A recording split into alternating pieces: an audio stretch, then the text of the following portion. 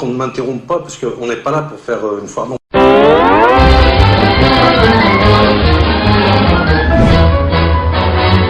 Doit intégrer ce postulat. C'est que, alors, quand vous citez le verset, citez-le en entier, parce qu'on l'entend à chaque attentat, celui qui a tué un homme a tué toute l'humanité. Déjà, il s'adresse à Banu Israël.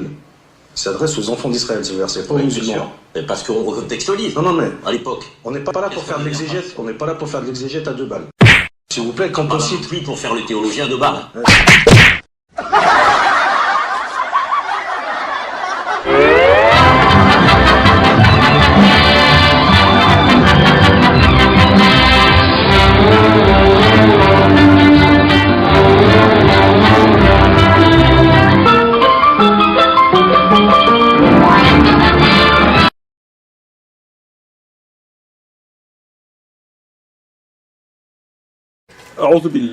أعوذ بالله من الشيطان الرجيم بسم الله الرحمن الرحيم الحمد لله رب العالمين والصلاة والسلام على سيدنا محمد وعلى آله وصحبه أجمعين والسلام عليكم ورحمة الله وبركاته. Frères et sœurs, assalamu alaikum wa rahmatullahi wa barakatuh. J'espère que vous allez tous et toutes bien en cette fin d'après-midi, début de soirée de ce jour de mardi 15 octobre et il est précisément 18h36. Bonsoir à toutes les personnes n'étant pas de confession musulmane qui écoutent cette présente vidéo. Alors frères et sœurs, comme l'indique l'introduction de celle-ci, nous allons nous intéresser à un grand débat, lequel s'est déroulé non pas dans une mosquée, dans une conférence, à la Mecque, à Médine, mais sur la chaîne C8. Alors sur la chaîne C8, effectivement, je suis tombé tout à fait par hasard sur l'émission de Cyril Hanouna, lequel recevait, entre autres comme invité, M. David Valla, lequel se présente comme ex-djihadiste, et Karim Zeribi.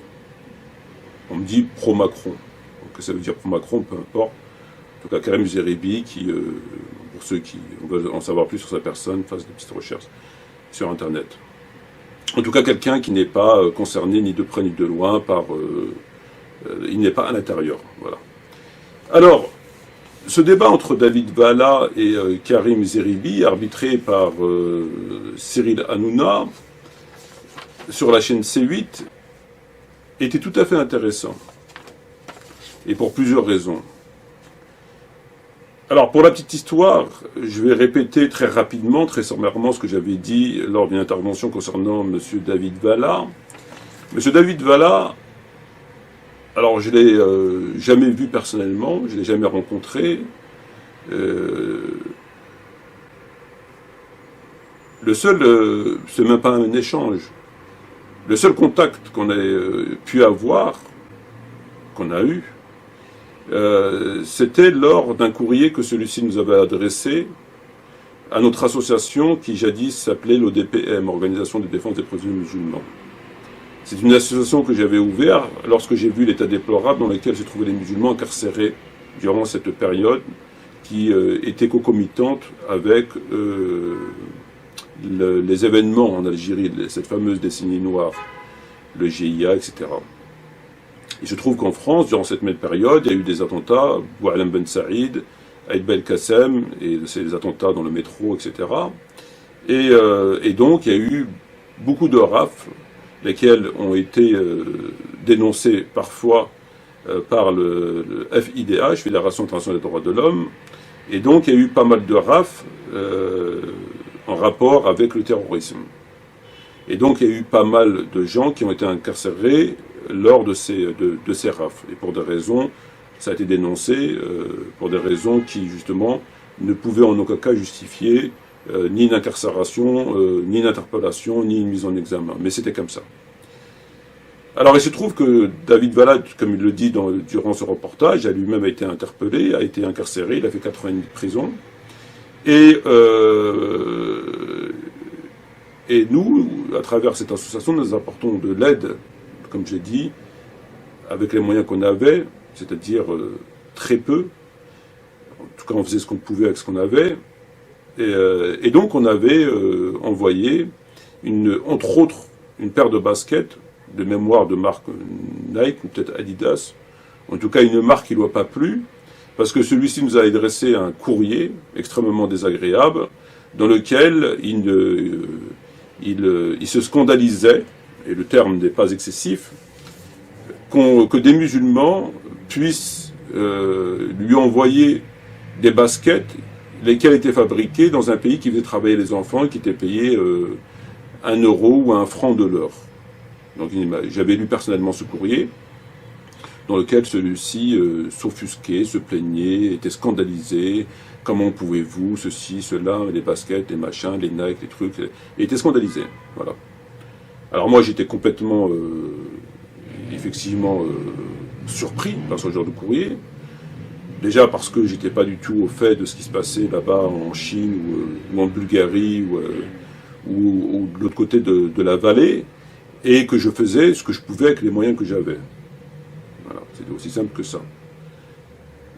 Bon, peut-être que avait-il raison, ou en tout cas, je pense qu'il y avait d'autres moyens de le faire savoir. Lorsqu'on vient vous apporter une aide, il y a d'autres moyens de le faire savoir. Il se trouve qu'entre-temps, il semblerait tout à fait assagi. Parce qu'aujourd'hui, à l'écouter, c'est quelqu'un de tout à fait, on dit civilisé, de moderne, de tolérant, de laïque, de républicain. Même si aujourd'hui je suis un laïc républicain acharné. Donc voilà pour la petite histoire. Alors, j'ai écouté donc cette émission, et David Valla a eu un échange avec, donc, je disais, Karim Zeribi concernant un verset, et donc un verset coranique.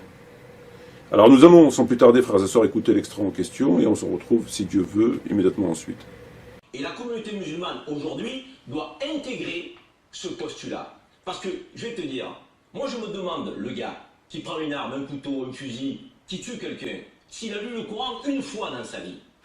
Une fois dans sa vie. Le verset 32 de la sourate qui dit, si tu tues un homme innocent, c'est comme si tu avais tué l'humanité. Si tu sauves une vie innocente, c'est comme si tu avais sauvé l'humanité.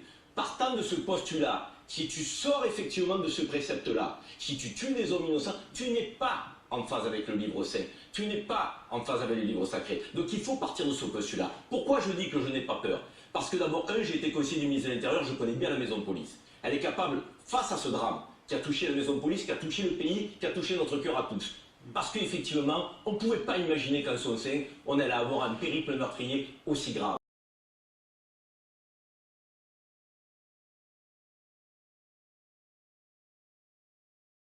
Alors nous avons entendu M. Karim Zeribi nous expliquer un petit peu ce que c'était l'islam, à partir de quand on était musulman, à partir de quand on ne l'est plus. En même temps, je me dis que si des gens comme Boussena, comme Ismaël Mounir, comme de tant d'autres sont imams, moi personnellement, ça ne me cause absolument aucun problème qu'un individu comme un monsieur, comme M. Karim Zeribi, parle d'islam et donne des cours de théologie. Ça ne me cause aucun problème. Je veux dire, si Boussena est imam, Ismaël Mounir est prédicateur, même sur YouTube, et donne des cours, puisque il me semble-t-il que lui aussi se fait appeler professeur, ou quelque chose comme ça, où est le problème qu'un monsieur comme M. Karim Zeribi donne son avis sur l'islam? Moi, ça ne me cause aucun problème. Ce qui est valable pour l'un doit être valable pour l'autre. Il n'y a rien de choquant, ou ça choque des deux côtés, ou ça ne choque pas, ou c'est normal des deux côtés, ou ça ne l'est pas. Donc si on accepte Boussena comme étant imam, qui fait au quotidien des vidéos qui nous expliquent un certain nombre, moi ça ne me cause aucun problème. Quoi qu'il en soit, il y a eu donc cet échange que nous venons d'entendre, et M. Karim Zeribi cite le verset qui dit que celui qui tue une âme, c'est comme celui qui avait tué l'humanité. Donc il cite un verset. Alors à ce moment-là, M. David Valla l'interpelle et lui dit qu'il fait un mauvais usage de ce verset. puisque David Valla lui dit non, c'est pour les enfants d'Israël. Ce verset qui se situe à la sourate 5, Al-Maïda, sourate verset 32, David Valla lui dit non, mais ça ne concerne pas, c'est pas pour les musulmans, c'est un verset qui est pour les enfants d'Israël. Ce à quoi lui répond Karim Zeribi, c'est écrit. Donc si c'est écrit, logiquement c'est qu'il y a quand même une raison. Il est logique, M. Karim Zeribi. Il dit à David Valla, c'est écrit. Alors que pour David Valla, non, lui c'est pas valable. Il dit que ce verset, on l'entend à chaque attentat. Ce verset, on l'entend, et c'est vrai, ce verset est cité à chaque attentat, effectivement. Et qui dit qu'il faut lire le verset en entier. On l'entend à chaque attentat, il faut citer en entier le verset. Et déjà, il s'adresse à Banu Israël. Oui, bien sûr, parce que les textes le disent. Non. Mais on n'est pas là pour faire l'exégète à deux balles, s'emporte-t-il, David Valla. Ce à quoi lui rétorque, coup pour coup, hein, c'est la loi du talion sur le plateau, œil pour œil, dent pour dent, nez pour nez, et ce à quoi lui rétorque Karim Zeribi, on n'est pas là non plus pour faire le théologien à deux balles. C'est quand même assez tendu entre les deux. Alors, on pourra quand même avoir une idée quand même sur ce débat. Quand même. C'est quand même assez intéressant de se rendre compte que on a deux personnes qui échangent concernant le texte coranique et vraisemblablement ils ne sont pas d'accord. Alors bon, Karim Zeribi, lui, il n'a jamais eu aucune prétention en rapport avec l'islam. Il adopte un comportement, ma foi, tout à fait naturel, en ce sens où il y a un verset qui est dans le Coran, qui va dans un sens que l'on connaît, il le cite, sont allés au-delà de cette citation, pour mettre en évidence que on ne peut pas tuer les gens comme ça pour un oui, pour un non. David Valla, lui, non, il a une approche tout à fait théologique du sujet. C'est quelqu'un qui connaît la religion, nous dit-il, il a beaucoup lu en détention, etc., etc., et que par conséquent, il sait de quoi il parle.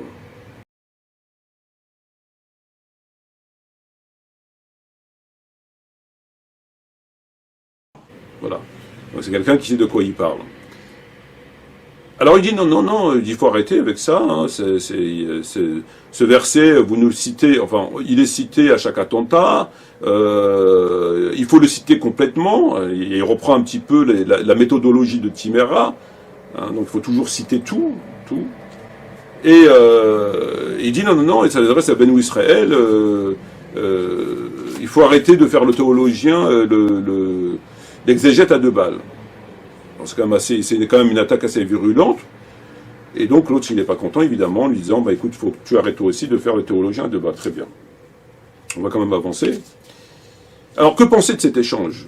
Finalement, qui l'a emporté, qui a raison, qui a tort? Est-ce que ce verset s'adresse, comme le dit Karim Valla, comme le dit David Valla, aux enfants d'Israël, et qu'il faut citer complètement le verset pour éviter de lui faire dire ce qu'il ne dit pas, ou doit-on adopter la position de Karim Zeribi, lequel part d'un postulat, en tout cas d'un principe qui me semble tout à fait naturel et logique, selon lequel il est là, s'il est dans le Coran, c'est pas pour rien, et donc je le cite parce qu'il est là. C'est ce qu'il dit Karim.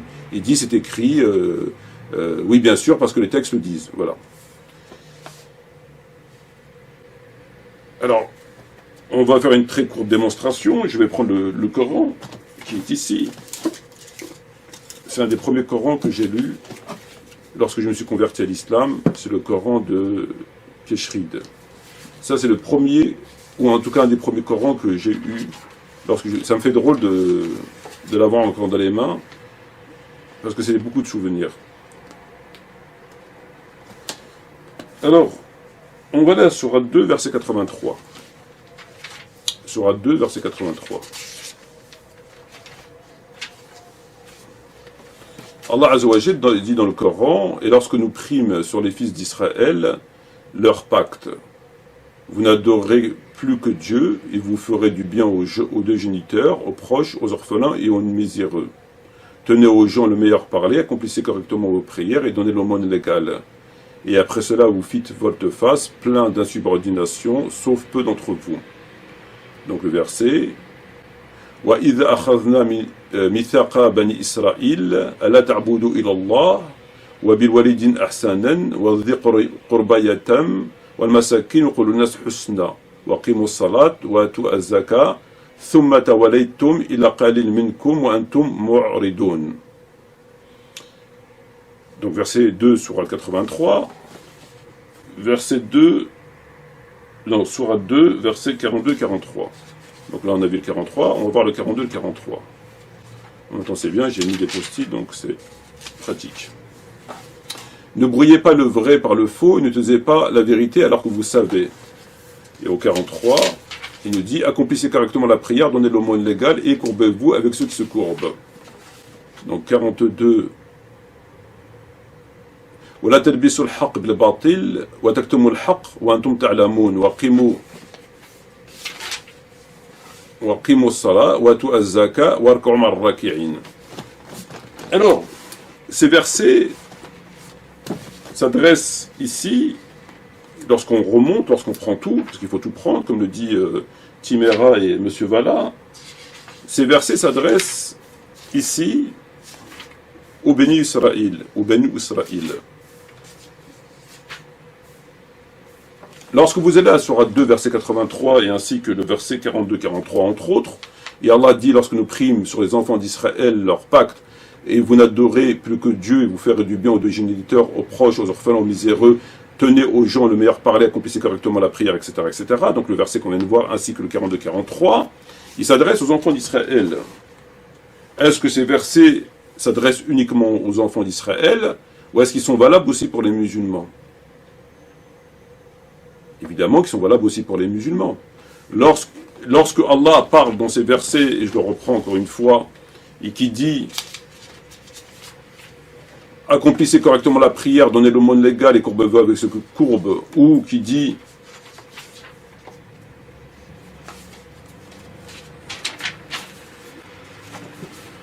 « Et lorsque nous prîmes le pacte des enfants d'Israël, vous n'adorez plus que Dieu, vous ferez du bien aux deux géniteurs, père et mère, aux proches, aux orphelins et aux miséreux, tenez aux gens le meilleur parler, accomplissez correctement la prière et donnez l'aumône légale, etc. » Ces versets s'adressent évidemment aussi aux musulmans. Ce verset, c'était des injonctions que Allah avait jadis émises et qui sont valables aussi pour les musulmans. Ça sert aussi pour les musulmans. Ce sont des choses que Allah a imposées et qui sont valables aussi pour les musulmans. Et là, il leur reproche de ne pas les avoir respectées. C'est comme lorsqu'il dit « Afatuminu bi ba'd al-kitab wa takfuru bi ba'd » Est-ce que vous allez prendre une partie du livre et ça s'adresse ici aux enfants d'Israël, mais c'est aussi valable pour les musulmans. Vous avez plein de versets qui s'adressent aux enfants d'Israël, mais qui sont valables évidemment pour les musulmans. Ce verset-là, par exemple, s'adresse aux musulmans. Est-ce que nous, on est concernés? Est-ce que Dieu nous demande d'agir de la même manière? Évidemment. Vous avez d'autres versets dans lesquels Allah demande d'agir de la même manière. Donc ça s'adresse aussi aux musulmans. Évidemment que ça s'adresse aux musulmans. On aurait pu multiplier cet exemple, non pas à l'envi, mais il y a beaucoup de versets qui indiquent clairement que ce qui a été, ces injonctions n'ont pas été abrogées. Ce n'est pas des injonctions qui ont été émises pour les enfants d'Israël et qui ont été abrogées avec le Coran, par la révélation coranique. Absolument pas. Ce sont des principes qui demeurent, qui nous sont des injonctions aussi pour nous autres musulmans. Donc lorsque David Valla explique dans cette intervention et qui reprend Karim Zerebi en lui disant « Non, c'est pour les enfants d'Israël », on l'entend à chaque fois dans les attentats, cité dans les attentats, il s'adresse à Banu Israël et ne fait pas l'exégète à deux balles, ben c'est lui, précisément, qui fait l'exégète à deux balles. Parce que l'autre, à côté, il n'est pas théologien, vraisemblablement, il n'a aucune prétention théologique, mais il a un comportement qui est un comportement logique, sensé, qui va de soi, on va dire. C'est-à-dire, il part du principe que ce verset est dans le Coran. Ce verset tombe sous le coup. Il tombe sous le coup, c'est pas un verset qui parle de... Il tombe sous le coup, c'est de dire, il ne faut pas verser le sang, etc., etc. Bon. par conséquent, il part du principe que, même s'il ne s'adresse pas aux musulmans, il me semble logique, enfin, ça me semble assez naturel que les musulmans sont concernés. Lui, c'est un comportement logique, il a une approche logique. Même si la logique, ça va et ça vient. C'est pas parce que c'est logique, enfin, ça peut être, c'est pas forcément objectif. Quoi qu'il en soit, toujours est-il qu'il a cette position-là. Alors qu'à côté, vous avez quelqu'un qui est ex-djihadiste, qui nous dit qu'il lit beaucoup, etc., qui connaît sa religion. Et il la connaît tellement bien qu'aujourd'hui, il est passé de islamiste à laïque, et républicain, etc. Il nous explique ce que c'est l'islam.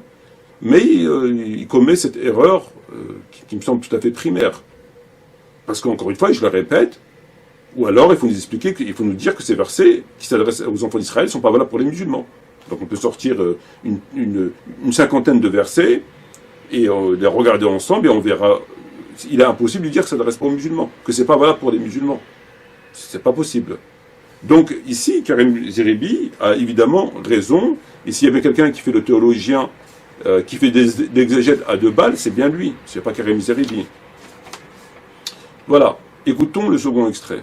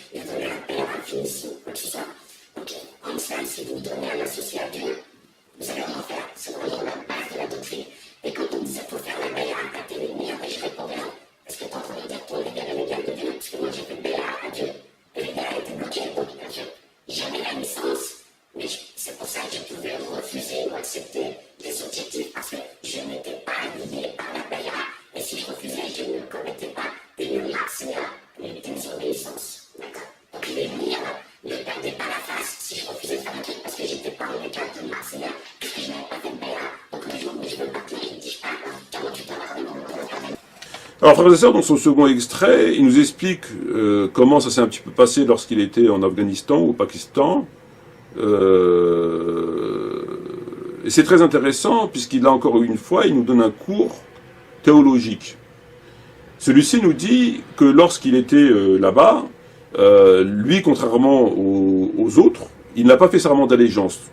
Donc le serment d'allégeance, nous dit-il, consiste à obéir à tous les ordres que vous donnera votre émir. Sinon, il peut vous abattre. Je cite Darif Vala, mais moi j'ai fait allégeance, mais moi j'ai pas fait allégeance. J'ai fait allégeance à personne parce que l'allégeance consiste parce que l'allégeance consiste, et quand on me disait fais allégeance, je disais que tu es en train de me dire que ton émir est l'égal de Dieu, parce que moi j'ai fait allégeance à Dieu. Et le gars était bloqué. Bon alors, on va résumer rapidement, de toute façon vous avez écouté l'extrait. Alors lui, il nous explique qu'il a pu partir de ce lieu pour la simple et bonne raison qu'il n'a pas fait allégeance à son émir. Il n'a pas fait bay'a. Et que lorsque tu fais bay'a, tu dois écouter ton émir et de tous les ordres qu'il te donne. Il faut l'écouter, il faut lui obéir. Tous les ordres qu'il te donne, il faut les obéir, sinon il peut t'abattre. Et que lui, il n'a pas fait allégeance, ce qui lui a permis de partir en toute, entre guillemets, l'égalité, et qu'il n'a pas fait allégeance parce que il a fait allégeance à Dieu. Et lorsque tu fais allégeance à un homme, c'est une forme de shirk, tu n'as pas le droit de faire allégeance. Parce qu'il dit, je reprends ces mots, tu es en train de me dire que ton émir est l'égal de Dieu. Parce que moi j'ai fait allégeance à Dieu. Alors là c'est vraiment catastrophique. Là c'est catastrophique. Là il faut vraiment, voilà, il faut faire un effort pour comprendre à partir de quel raisonnement théologique, coranique, prophétique, il a pu en arriver à ce genre de propos. Premièrement, l'allégeance est une obligation. Nous le savons. Donc un musulman, évidemment, dans le cadre que l'on connaît, fait allégeance. Lorsqu'il va là-bas au Pakistan, en Afghanistan, et qu'il ne fait pas allégeance, c'est très curieux, puisqu'il est en théorie dans l'obligation de faire allégeance. S'il est venu faire son djihad, il doit faire allégeance, parce que c'est une infraction à la loi. Celui qui meurt sans connaître l'imam de son époque, mort de les hadiths, etc. Bon. Donc, en théorie, logiquement, s'il va dans un endroit où les gens ont une position que l'on connaît par rapport à l'islam, le djihad, etc., il est obligé de faire allégeance. C'est pas comme tu veux. C'est pas certains font allégeance et d'autres ne font pas. Ça ne fonctionne pas comme ça. Donc là, je me permets de remettre en cause la véracité de ses propos. Parce que moi, je pense, et c'est que mon avis, qu'il a fait allégeance, mais qu'il n'a pas respecté son allégeance. Voilà ce que je pense, moi. Et que ça le gêne de dire qu'il n'a pas respecté son engagement. Parce que j'imagine très mal quelqu'un qui se rend dans ces zones, et que ces gens savent que l'allégeance est une obligation, ils le savent que c'est une obligation, et qui dit non, moi je ne fais pas allégeance.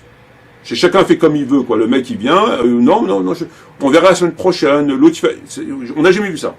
Je considère qu'il ne dit pas la vérité, pour éviter de s'expliquer sur le pourquoi il n'a pas respecté son engagement. Premier point. Deuxième des points, il dit que lorsque l'émir te donne l'ordre, une fois que tu as fait allégeance, tu dois faire ce qu'il te dit, ce qui est faux.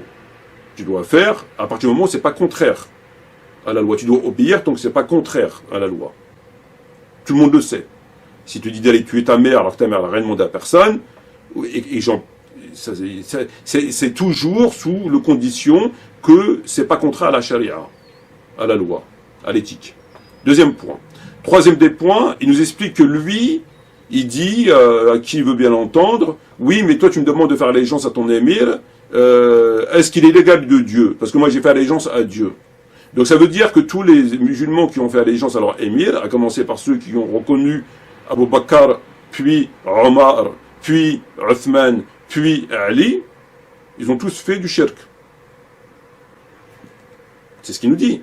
Il dit, tu me demandes de faire allégeance à ton émir, est-il légal de Dieu? Parce que moi j'ai fait. Donc faire allégeance à un émir dans ce cadre-là, c'est toujours l'autorité. Donc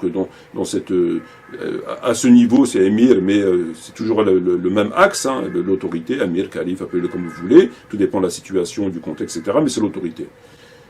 Donc faire allégeance à un émir revient selon lui à faire du shirk, parce que lui il a fait allégeance à Dieu. Donc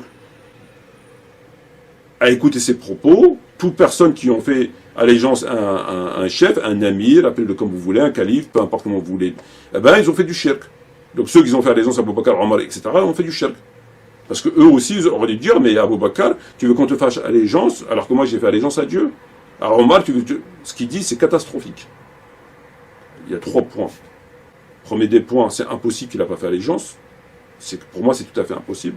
Deuxième des points, obéir à tous les ordres, c'est faux. Troisième des points, dire que c'est du shirk, j'ai jamais entendu ça. Là, c'est vraiment, ça dépasse, pour le coup, Karim Zeribi fait figure d'Intelmiya devant lui.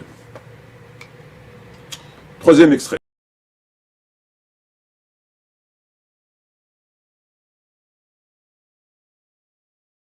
Alors là, il discute sur le fait que la personne qui a tué les 3 ou 4 policiers, j'ai pas retenu son nom,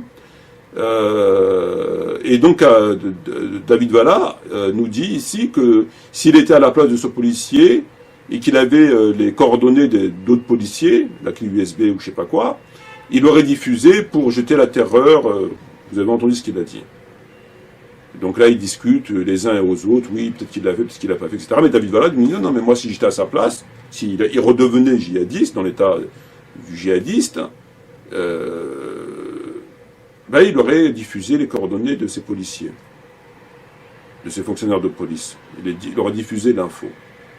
Alors, moi je suis quand même assez perplexe face à cette menace qui consiste à faire croire aux gens,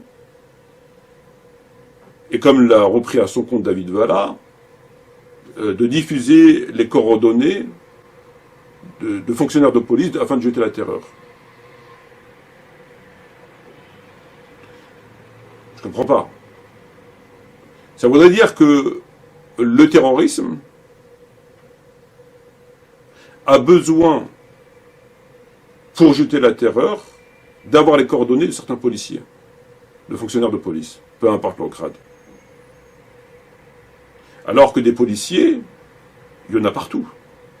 Si tant était le but de du terrorisme djihadiste, des islamistes, de Daesh, de Al-Qaïda, mais qu'est-ce qu'ils ont à faire, j'ai envie de dire, des coordonnées. Si eux, ils partaient du principe qu'il faut jeter la terreur et qu'il faille effrayer les fonctionnaires de police, ils n'ont pas besoin d'attendre la clé USB que quelqu'un leur donne des coordonnées. Ils n'ont pas besoin. Des fonctionnaires de police, vous en avez partout.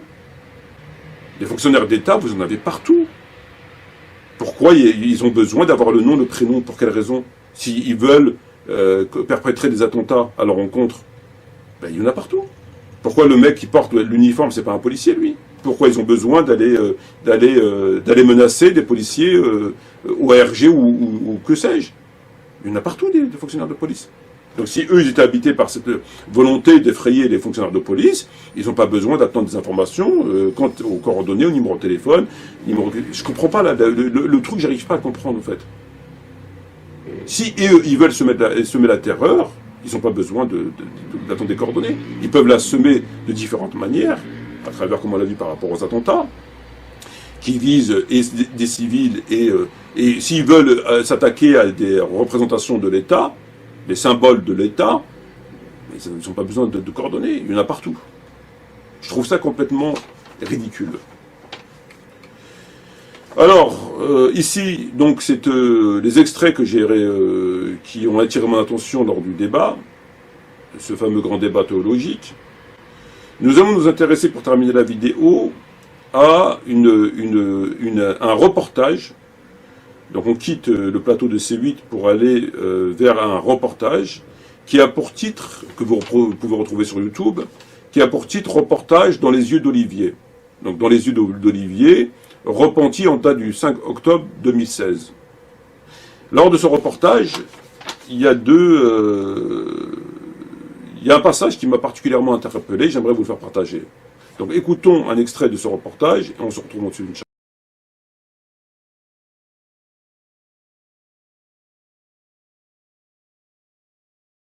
Alors Karim Valla, décidément. Alors David Valla nous explique ici, afin de bien montrer que l'islam, ou l'islamisme, je ne sais plus très bien, parce qu'il nous cite un passage d'un livre. Alors est-ce qu'il est islamiste, le livre? Est-ce que le cheikh est islamiste? Est-ce que le hadith est islamiste? Est-ce que à partir de quand on est islamiste? À partir de quand le hadith est islamiste? À partir de quand le verset est islamiste? Je ne sais plus. Quoi qu'il en soit, toujours est-il qu'il nous cite un passage afin de mettre en évidence, comme il dit, c'est édifiant, à quel point il y a des choses extrêmement graves dans des livres écrits, diffusés, wahhabites, islamistes, voilà. Peu importe, en tout cas, pas un musulman laïque. La voix du musulman, qui est ici, et je vais aller au passage que lui il a cité, et donc il nous parle de la peine de l'apostat. Dans l'extrait, il nous parle de la peine de l'apostat.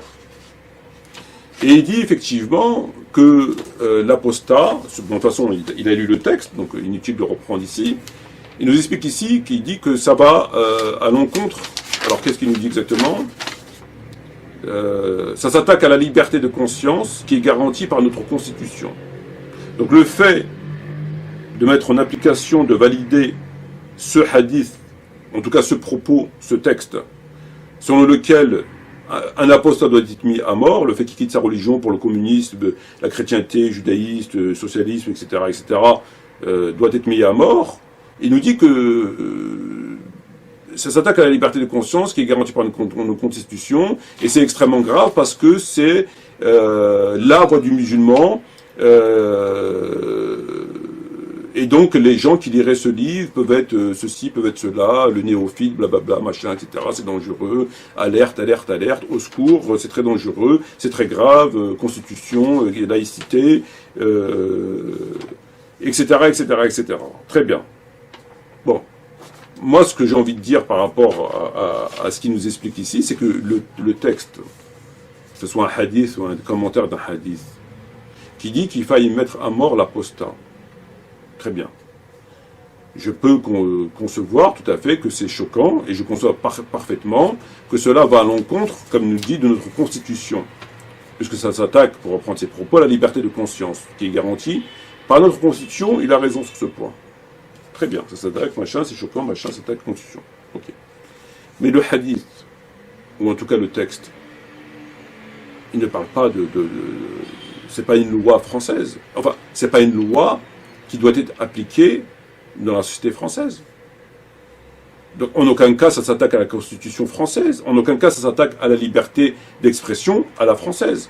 Ce hadith, ce texte, qui est une loi, on va dire, on va faire court, on va éviter de tourner autour qui est une loi présentée comme une loi pénale, sur laquelle on tue l'apostat.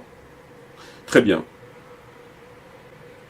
Là où ça irait pas, et là où ça serait effectivement choquant et pas normal, c'est comme lui le dit, dès lors que ça s'attaque à leur constitution et que ça va à l'encontre de la liberté de conscience.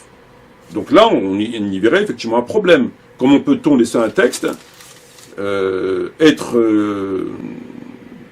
appliqué, validé, alors que ce texte contredit la loi, la Constitution française? C'est comme si quelqu'un faisait un contrat de travail à un employé et que dans son contrat de travail, il lui mettait une clause qui contredit, qui est interdite par la loi française. Admettons, tu feras 20 heures par jour, tu feras 15 heures par jour, tu seras payé 2 € de l'heure. C'est pas possible. Ça contredit le code du travail et la loi française. Donc on ne peut pas. Il est obligé d'être en harmonie, comme même si c'est sa société d'entreprise, avec la loi française. Ça, c'est une règle. Très bien. Donc là, effectivement, c'est choquant. Et c'est nul et non avenu. Mais le texte ici, il s'adresse à des musulmans chez des musulmans, comme d'autres lois civiles, commerciales, pénales. À aucun moment l'auteur dit il demande aux Français musulmans de tuer celui qui apostasie. À aucun moment. Donc ce texte ne contredit pas la loi française, ne contredit pas la Constitution française, puisqu'il ne s'oppose pas à elle dans la mesure où ça ne s'applique pas en France. À aucun moment l'auteur vous dit, toi le musulman, tu te dois de tuer l'autre musulman qui est sorti de l'islam. À aucun moment. Il ne fait que donner des cours sur ce que peut être la loi présentée comme la loi coranique ou prophétique, peu importe. En tout cas, c'est son avis, mais dans un cadre islamique. Au même titre que la flagellation, au même titre que la polygamie, au même titre que ces peines-là. Donc, ce qu'il dit n'a pas de sens. Lorsqu'il dit ça contredit leur constitution, la liberté d'expression, c'est vrai et c'est faux. C'est vrai dans la mesure où ça va à l'encontre de leurs principes, mais c'est totalement faux dans la mesure où il n'y a personne qui a demandé de les expliquer. À aucun moment l'auteur vous dira oui, mais vous devez les appliquer en France. Aucun moment. Donc ça contredit rien du tout, finalement. Ça contredit absolument rien. Ça ne s'applique pas en France. Et aucun musulman ne doit appliquer la loi, qu'elle soit flagellée, lapidée ou que sais-je, en France. Ça n'existe pas. Vous verrez jamais un savant, un shir, vous dire oui, tu dois appliquer les hudud en France, vous musulmans, appliquez les hudud entre vous en France. Donc ce qu'il dit, ça n'a réellement aucun sens. Écoutons le dernier extrait.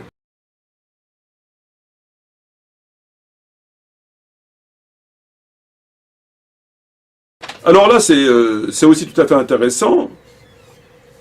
Alors, comme je disais précédemment, c'est comme si on reprochait à l'Arabie Saoudite d'appliquer ces lois qui sont souvent en rapport avec l'islam, pas toujours, mais assez souvent, et qu'on vient vous dire, regardez, ils contredisent la liberté d'expression et ça contredit une constitution. Ben non, ils sont chez eux. Ça contredit rien du tout, ils sont chez eux. Alors ici, c'est tout à fait intéressant parce qu'il nous parle de la punition par rapport à la sodomie. Il dit que la sodomie, c'est la lapidation, qu'on soit marié ou non. On doit lapider la personne qui sodomise. Et il conclut par ces mots en disant « Ce sont des écrits qui viennent jusqu'à trifouiller dans votre vie intime. » Donc, selon ce qu'il nous dit, la loi islamique, en tout cas ce qui est écrit dans la voie du musulman, impose de lapider la personne qui sodomise, en l'occurrence sa femme, et qu'il est consterné par le fait que, nous dit-il, je reprends ces mots, ça vient jusqu'à trifouiller dans votre vie intime. Alors si je reprends le passage concerné, la voix du musulman, et que je vais au passage qui nous a évoqué, qui se trouve à la page 525, je cite. Donc il est là le passage, c'est le même livre, c'est la même maison d'édition, il est là le passage. Le had de la sodomie, la lapidation jusqu'à la mort, qu'on soit marié ou non. Le prophète a dit, ceux qui vous trouvez en train de commettre le crime du peuple de Lot, tuez-les tous deux. Alors là, c'est quand même assez incroyable. La première des choses, c'est qu'ici, le hadith s'adresse aux homosexuels. Il parle, ceux que vous trouvez en train de commettre le crime du peuple de Lot. Donc il ne s'agit pas d'aller trifouiller dans la vie du peuple, dans la vie des gens. À aucun moment, il est demandé d'aller voir chez les gens ce qui se passe par la fenêtre pour voir comment ils ont des rapports sexuels. À aucun moment. Ce que vous trouvez, ça ne veut pas dire les trifouiller. Parce que nous savons que la loi fondamentale a interdit, et tout le monde est d'accord là-dessus, d'aller regarder par les trous de la serrure, même si certains compagnons l'ont fait. Et de regarder chez les gens comment ils ont des rapports sexuels, c'est haram, c'est interdit. Ça, tout le monde est d'accord là-dessus. Il est interdit d'aller surveiller les gens chez eux. Moins encore, quand ils ont des rapports sexuels. 2. 3. Ce hadith parle de l'homosexualité. Je répète, la référence, la motivation, ceux que vous trouvez en train de commettre le crime du peuple de Lot. Tuez les deux. Donc, ça ne s'adresse pas à un couple ordinaire. De surcroît, il est interdit de demander à un homme ou à sa femme comment ils ont un rapport sexuel. C'est interdit.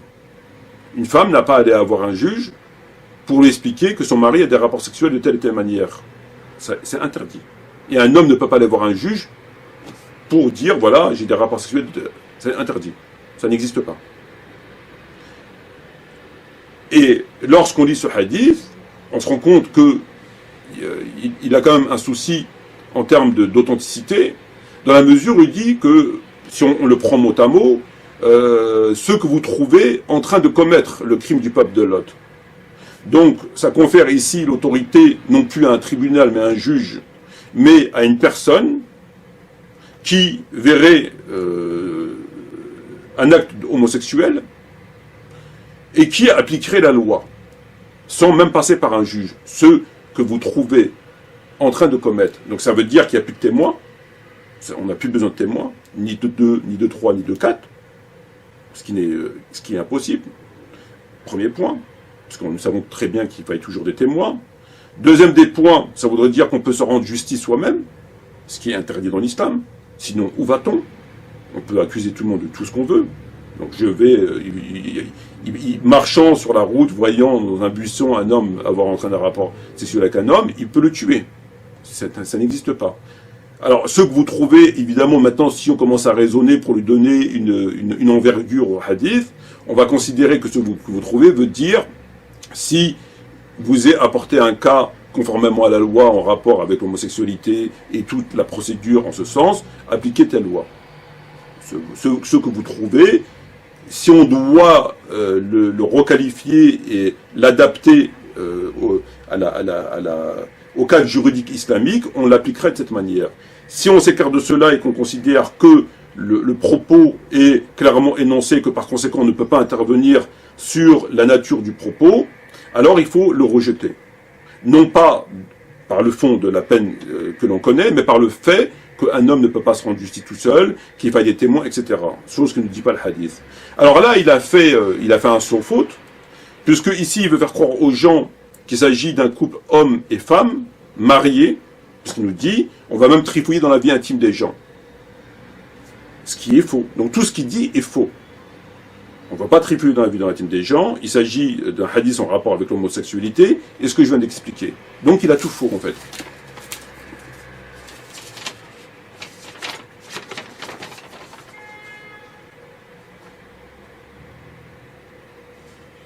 Voilà. Alors voilà pour ce monsieur qui est qui a trouvé la lumière, qui était ex-djihadiste, qui était capable, nous dit-il, d'aller commettre des attentats. Il a dit mot pour mot qu'il était capable de commettre l'attentat du Charlie Hebdo, l'attentat du policier qui a tué ses collègues.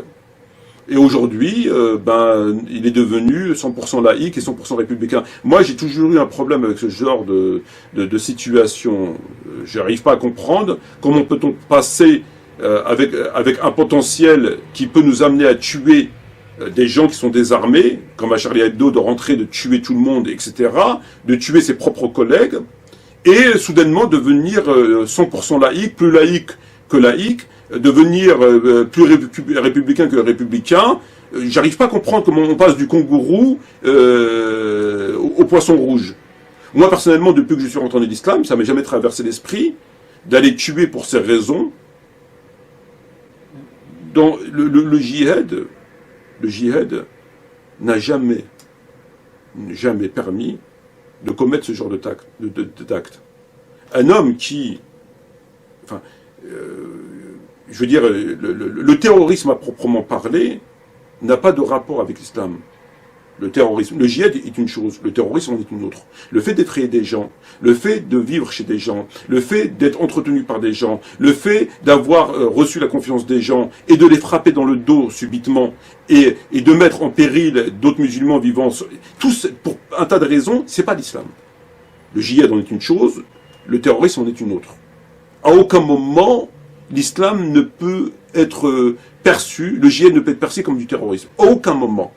Lorsque vous allez tuer des gens parce qu'ils auraient insulté le prophète, si on reste dans le cadre et qu'on considère que les hadiths, etc., valident le fait que quelqu'un qui insulte le prophète doit être puni par la peine capitale. Validons cette théorie, très bien. Néanmoins, il y a quand même des éléments qu'il faille intégrer dans sa réflexion en tant que musulman, un tant soit peu réfléchi. Ces éléments sont insulter le prophète vivant est une chose, insulter le prophète mort en est une autre. Ces éléments sont aller tuer des gens alors que vie des musulmans. Il y a plein d'informations qu'il faut intégrer. C'est-à-dire que la loi, comment on pourrait dire ça, une loi n'est pas forcément applicable de la même manière partout, en tout temps, en tout lieu. Il y a des choses qu'il faille évidemment intégrer, comme le fait qu'Omar ibn Khattab a suspendu la peine du voleur en temps de famine. Et on pourrait multiplier pas mal d'exemples en ce sens. Et ça ne m'a jamais traversé l'esprit d'aller tuer comme lui, il aurait pu le faire.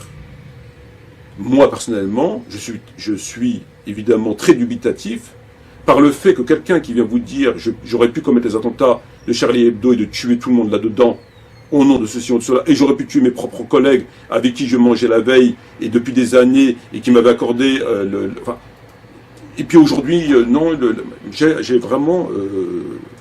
je remets véritablement sa sincérité en question. Et je la remets davantage en question lorsque celui-ci vient simplement du monde nous expliquer que il n'a pas fait allégeance alors que c'est impossible, et que celui-ci vient nous faire des démonstrations théologiques alors qu'il est complètement à côté de ses pompes. Et c'est le moins que je puisse dire.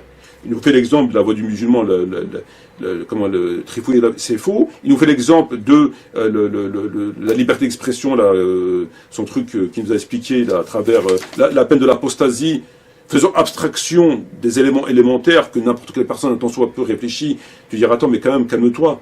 C'est ok, d'accord, il a écrit ça, mais ça ne s'applique pas à la France. Chaque pays a ses... Bref. Et bon, voilà. Donc, moi, ça me cause vraiment... J'ai vraiment un gros point d'interrogation concernant ce ex-djihadiste aujourd'hui.